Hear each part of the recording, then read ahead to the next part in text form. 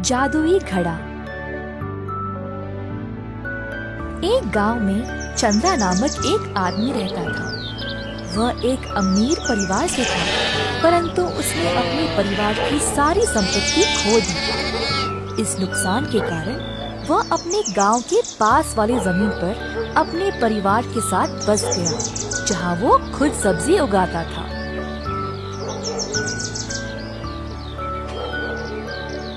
उसकी पत्नी मिट्टी के पुतले बनाती थी। कुछ साल बाद चंद्रा की सेहत भी कमजोर होने लगी।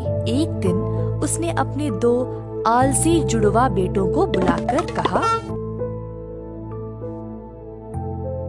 मेरे बच्चों, तुम लोगों को तो पता ही है मेरी तबीयत अब ठीक नहीं रहती, और कब तक तुम लोग बिना काम किए जियोगे। जब तक मैं तंदुरुस्त था मैंने तुम लोगों का ख्याल रखा, पर अब तुम्हारी माँ भी ज्यादा कुछ नहीं कर पाएगी। कृपया अब से काम पे लग जाओ और मेहनत करो। चंद्रा ने भरे मन से अपने बेटों को ये बात समझाने की कोशिश की, परंतु लड़कों ने उनकी बात टाल दी। बस एक दूसरे को देखकर हंसने लगे और चले गए। चंद्रा परेशान था कि उसके बेटे उसके बातों को कोई भाव नहीं दे रहे। उसको लगा कि अब उसे कुछ ना कुछ तो करना ही पड़ेगा, नहीं तो उसके बेटे ऐसे ही रहेंगे और फिर कल को समाज में नहीं रह पाएंगे। मेरे बच्चों, कई साल पहले हमारे पूर्वज राजमहल में रहा करते थे। उस महल के पीछे एक कमरा है जिसकी चाबी सिर्फ मेरे पास है। चाबी ले जाओ और सारी कीमती चीजों को ले आओ। ध्यान रहे कि तुमको कोई ना देखे। दोनों बेटों ने बहुत ही उत्साह से अपने बापू की बात सुनी। उनसे अब रहा नहीं गया ये जानने के लिए कि उस कमरे में है क्या।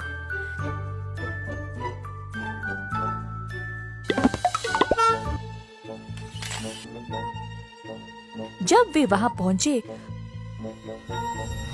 तो उनको केवल एक मिट्टी का घड़ा मिला। अरे, जब बापू ने बोला कि यहाँ कुछ खजाना है, मुझे लगा कुछ हीरे मोती होंगे, परंतु इधर तो केवल ये मिट्टी का घड़ा है। हाँ, सही बात। अब क्या करें? वैसे भी हम इतनी दूर आए हैं, चलो इसी को ले जाते हैं।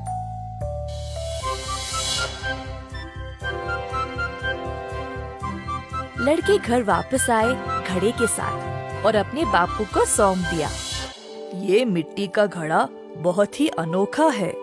मुझे इसका जादू नहीं पता, परंतु ये घड़ा तुम लोगों का जीवन ही बदल डालेगा, इतना तो पक्का पता है मुझे। लड़कों ने बापू की बात ध्यान से सुनी और अंदाजा लगाने लगे कि इस घड़े का इस्तेमाल कैसे करें। बहुत कोशिश की, परंतु इस घड़े का जादू समझ नहीं पाए। कुछ दिनों बाद छोटे बेटे ने एक फूल उखाड़ा, सूंघा और फिर नीचे फेंक दिया। फूल उस घड़े में गिर पड़ा। पास में बड़ा बेटा पौधों को पानी दे रहा था, तो अचानक से उसने देखा कि वो घड़ा फूलों से भरा हुआ था। क्या?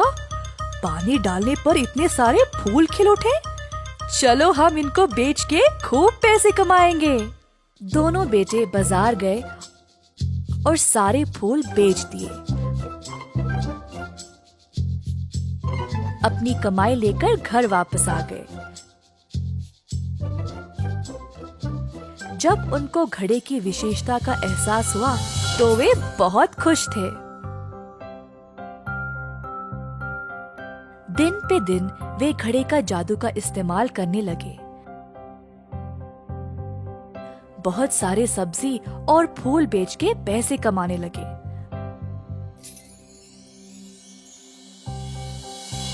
परंतु उन्होंने समझदारी से उन पैसों को नहीं संभाला। कुछ दिन और गुजर गए ऐसे ही पैसे रद्दी करते करते। उनको घड़े की जादू की आदत पड़ गई और इसी चक्कर में बाकी सब्जी और पौधों को नजरअंदाज कर दिया। चंद्रा ने देखा कि उनके बेटों का व्यवहार दिन पे दिन बिगड़ रहा था, तो एक दिन उन्होंने उस घड़े को छिपा दिया।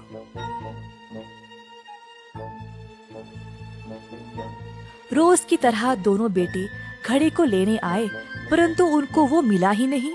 हर जगह ढूंढा, तब भी नहीं मिला। उनको एहसास हुआ कि पैसे के बिना जीवन कितना कष्ट है, तो आखिर में वे खुद सब्जी उगाना शुरू किए। अब रोज बड़ा बेटा सब्जी उगाता था और छोटा बेटा फूलों का ध्यान रखता था।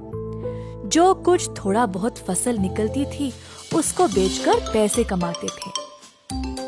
मेहनत से जो भी उनको मिलता था, अब वे समझदारी से खर्च करने लगे। चंद्रा ने अपने बेटों में सकारात्मक बदलाव देखकर उनको वो जादुई घड़ा वापस कर दिया। तुम दोनों ने इस जादुई घड़े का गलत इस्तेमाल किया था। ये घड़ा तुम्हें कठिन समय में काम आएगा और इससे कमाया गया धन को सोच समझ के इस्तेमाल करना चाहिए। मैंने तुम दोनों का व्यवहार देखकर तुम्हें सीख देना चाहा था, इसीलिए मैंने ही इस घड़े को छुपाया। अब तुम लोग समझदार हो गए हो, इसीलिए तुम्हें ये वापस सौंप रहा हूँ। भविष्य में इसका उपयोग बुद्धिमानी से करना। दोनों बेटों ने अपने बापू की बात मानी और वचन दिया कि केवल संकट काल में ही उस घड़े का उपयोग करेंगे।